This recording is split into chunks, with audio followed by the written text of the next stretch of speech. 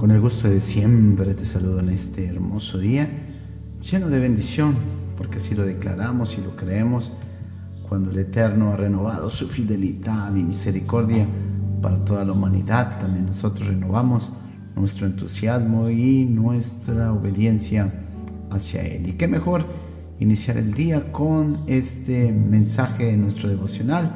Espero que estés listo, disponible para poder disfrutarlo. Nuestro tema: ¿con quién te sientas?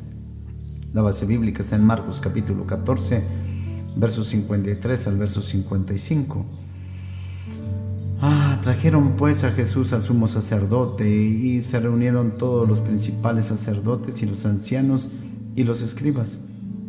Y Pedro le siguió de lejos hasta dentro del patio del sumo sacerdote, y estaba sentado con los alguaciles calentándose al fuego.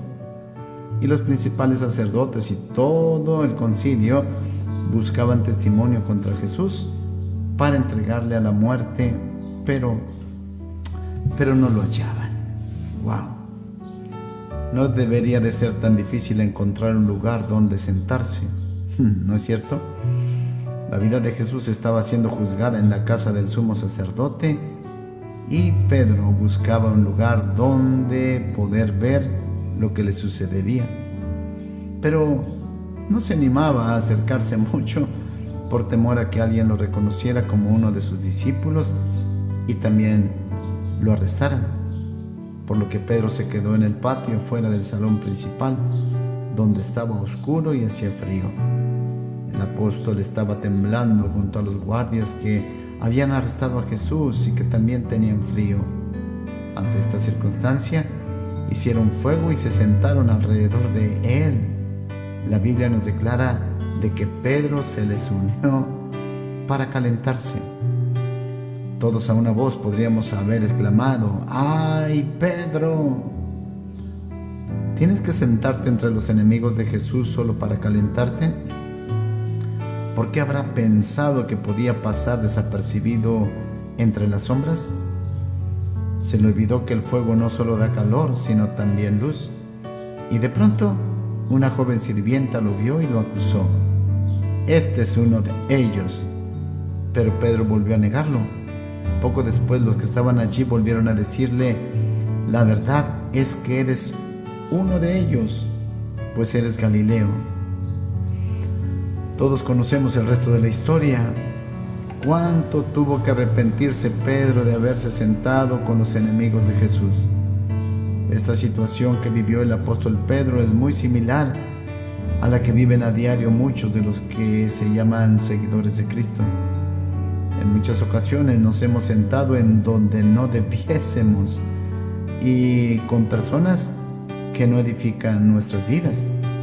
Por ejemplo, durante el almuerzo, cuando nos sentamos con compañeros de trabajo o de estudio que están hablando mal de alguien, o en una reunión cuando alguien sugiere una forma de burlar al sistema y hacer más dinero, o durante una campaña política cuando la multitud fanática aplaude políticas que dañan la condición de la sociedad. Y estoy seguro que tú también estás imaginando ahora un lugar donde te sentaste en un día, en un evento donde no debiste haberlo hecho, y te sentiste tan mal por haber estado ahí, haber participado en esa situación, que sin duda alguna el Espíritu Santo redarguía a tu espíritu para que no lo hubieras hecho. Lo malo de estar sentados allí con ese tipo de personas es la que negamos muchas veces nuestra identidad. No abrimos la boca para emitir los principios que deben de regirnos a nuestro pueblo, ciudad o nación. Evitamos que nos critiquen o crucifiquen, poniéndonos a la misma altura de los enemigos de Jesús. Pedro y cada uno de nosotros hemos sido puestos como antorchas en medio de un mundo que vive en oscuridad. No fue tanto el problema de haberse sentado junto a los enemigos de Jesús. El dilema de Pedro estuvo en no testificar que sí era uno de los discípulos del Maestro. En la actualidad, no se trata de evadir a la gente o no juntarnos con las personas que nos rodean. El desafío sigue siendo el mismo que tuvo Pedro. Tenemos que ser valientes en dar testimonio de quiénes somos y quién vive en nosotros, de no avergonzarnos del Evangelio del Señor Jesús, porque es poder para salvar al más vil pecador. No busquemos el calor para cobijarnos ante los ideales o modismos de los demás.